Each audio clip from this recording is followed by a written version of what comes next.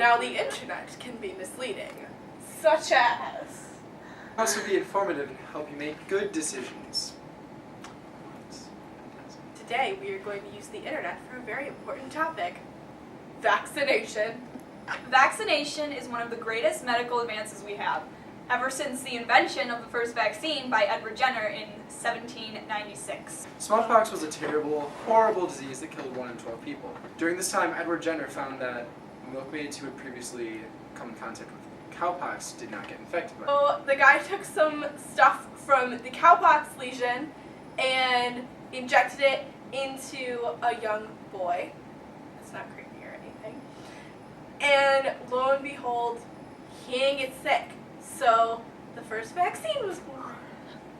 Modern medicine has allowed us to make vaccines without all the gross stuff like the lesions and use the individual viruses or bacteria to make the vaccines. They are generally weakened or killed before they are injected into the body, and it allows the immune system to get acquainted with the virus and form a proper immune response, so when you're actually infected, you don't get sick. What about the risks? Anti-vaccinators are all about the risks of vaccines. The risks that come with a vaccine are outweighed by the benefits. See, the risks of a vaccine, you can get like a fever. And the risks of chickenpox are you get the chickenpox. Have you heard of this thing called chickenpox parties? Because it's pretty awful. They had what?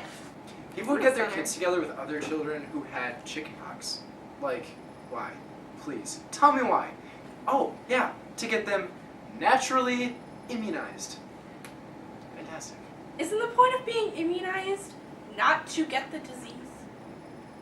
Now, wouldn't that make sense? It is a risk of seizures with vaccines, but that only that happens in about 1 in 25 people in general. And, as long as you give your kid some ibuprofen and, water, they won't get a seizure from the fever. Forget about the fevers. There's mercury in there. Let me tell you a thing. First of all, non-toxic in the amounts. Second of all, it's been removed since 2001. It's not a thing anymore. Autism? Do not even start with me right now.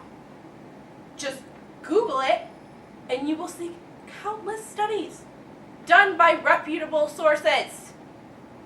Not vaccinescauseautism.com. Can't even.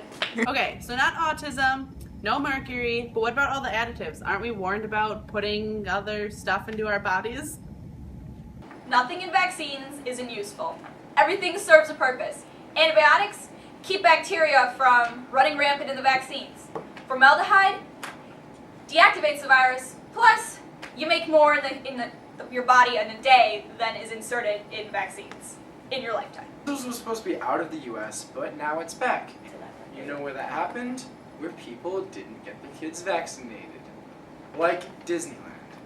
The happiest place on earth. Vaccines do their job. Have you ever had smallpox? No. Right. Because vaccines eradicated it. Not hygiene or anything else stupid. Vaccines. Over 5 million deaths stopped by a simple injection. But they're wrong. Right. Have you had polio? No? Really? Have you not been able to go to the movies because they've had to been shut down because of a polio epidemic? No? What do you know? Vaccines. Amazing. I mean, the number of polio cases have dropped substantially since 1955 when the vaccine was first created. Vaccine spread, only a few countries now actually have cases of it. Get vaccinated. Vaccinate your kids. Vaccinate anyone who you can convince. Nobody wants the measles or the mumps. Nobody wants to scratch for days because of chickenpox scabs all over their body. You probably don't want to worry about your kids getting a respiratory infection from the measles or from whooping cough. But I mean, totally. Those vaccines, they're bad for you.